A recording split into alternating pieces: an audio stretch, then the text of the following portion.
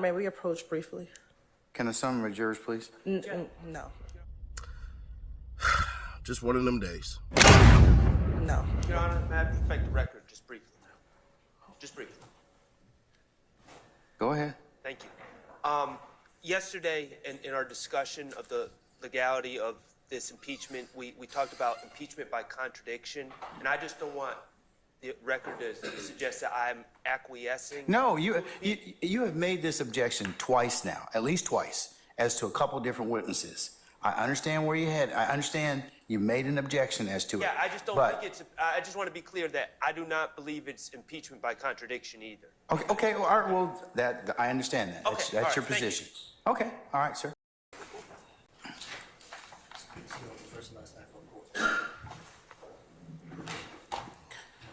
Lakia Gaither, Lakeeagather. All right. Ladies and gentlemen of the jury, before we hear testimony from Detective Gaither, I'm going to read you an admonition, a limiting instruction, okay? So just bear with me and then we'll go ahead and hear from our witness. You're about to hear testimony from Detective Gaither, who will testify both to facts and two types of opinions and the reasons for those opinions. I will describe all three types of testimony. The first is fact testimony. Fact testimony is based upon what the witness personally saw, heard, or did. The second is opinion testimony based on the specialized knowledge, skill, experience, training, or education of the witness. The third is called lay opinion testimony. As to the testimony about the facts, it's your job to decide which testimony to believe and which testimony not to believe. You may believe everything a witness says, or part of it, or none of it, or all of it. As to the opinion testimony based on the witness's specialized knowledge, skill, experience, training, or education, you should judge this testimony like any other testimony. You may accept all of it, part of it, or none of it. You should give it as much weight as you think it deserves, considering the witness's knowledge, skill, experience, training, or education, the reasons for the opinion, and all other evidence in the case. As to lay opinion testimony, this testimony is based on inferences drawn from the witness's direct perceptions and must be rationally based on those perceptions and not on speculation or what someone else has said. You should judge this testimony like any other testimony. You may accept all of it, part of it, or none of it. You should give it as much weight as you think it deserves. When considering lay opinion testimony, however, you should not give it any extra credence based on the specialized knowledge, skill, experience, training, or education as witness. You should also consider whether the witness testified to personal observations or involvement of the fact. Is the fact witness testifying about a lay opinion based on the witness's perceptions or testifying to an opinion based on specialized knowledge, skilled, experience, training, or education. When a witness provides opinion testimony based on knowledge, skill, experience, training, or education, that person may rely upon facts that are not based on his or her personal observations or involvement, but that opinion cannot serve as proof of the underlying facts. The fact that a witness is allowed to express opinions based on a person's specialized knowledge, skill, experience, training, or education should not cause you to give that witness's undue influence for any aspect of that person's testimony or otherwise influence your assessment of the credibility of that witness. All right, madam, you may proceed. I would say so. I mean, we were taught at a very young age about certain colors you don't wear. Back then in the 80s and the 90s, the thing was, I'm overruled objection, sir. the manner in which you wear your hat, whether it was to the either side or backwards, clothing attire, based on particular neighborhood that you lived in or frequent, that was a pretty well-known fact not to do or just be aware of. Now, did you personally ever get involved with any gangs in the neighborhood? No. And did you with gang members in the neighborhood that were not your family? Objection, relevance. That's a standing objection. What gangs did you know about that were there in Inglewood? Objection, Your Honor, relevance. Overruled, sir. In my neighborhood, it was Gangster Disciples and Black Disciples. Where I went to school, I believe it was Black Pea Stones in that area, so it's two different gang sets. And I heard you say friends and family, I think. Yes. did you know anyone who was actually associated with or a member of any particular street gang? Yes. What was your relationship to the people that you knew who were in street gangs? I have family members, friends, high school friends.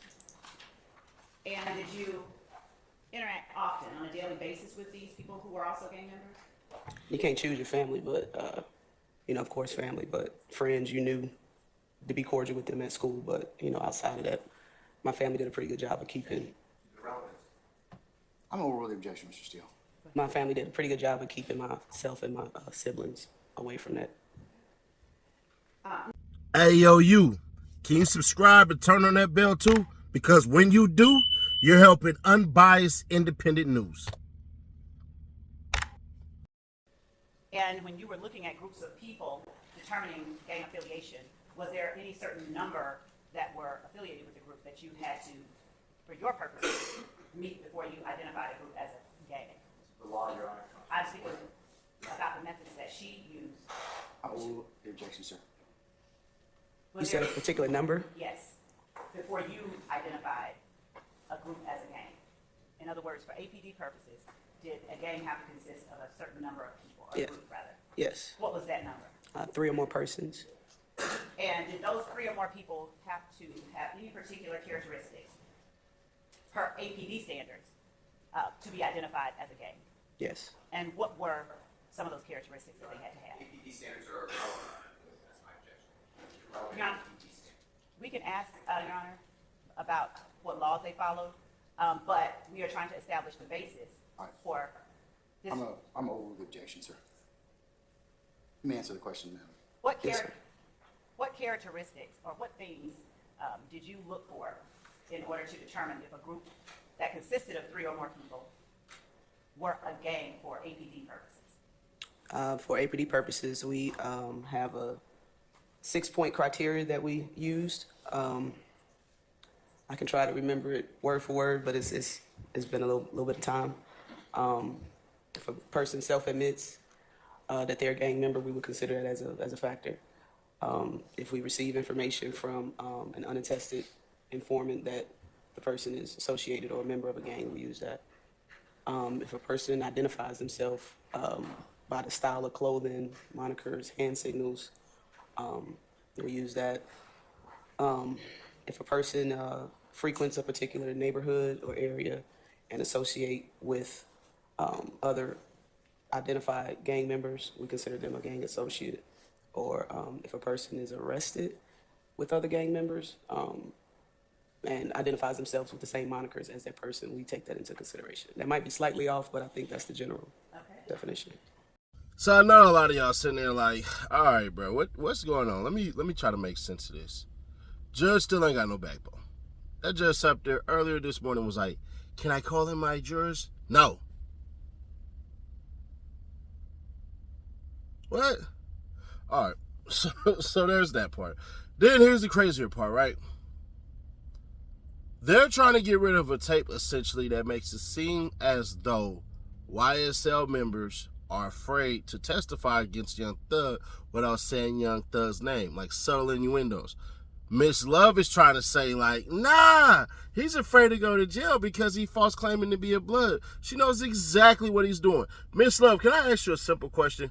What member of YSL was ever killed by another YSL member for snitching on YSL members? Can you name one? Oh, you can't, because I can't either. If y'all all remember, and I'm pretty sure a lot of y'all can, remember when bail was being held against Young Thug and all this stuff and everything like that? And what was one of the things that she said? YSL members are afraid of King Slime. There are witnesses and all this stuff that are afraid and all this and all that. And I'm listening and I'm like, well, where the dead members at? Because in order for your threat to be credible, I gotta believe you capable of that, which means that you demonstrated that. And she ain't did that. And he ain't did that. So there's that part. And on top of that, it's really about DK. And then it's really about trying to make sure that any other witness that takes the stand from now on from YSL that took the RICO deal, that these cats literally come out and they say out of their mouth, hey, bruh, I'm going to comply with the state. And we going to paint Young Thug to look like this and look like that.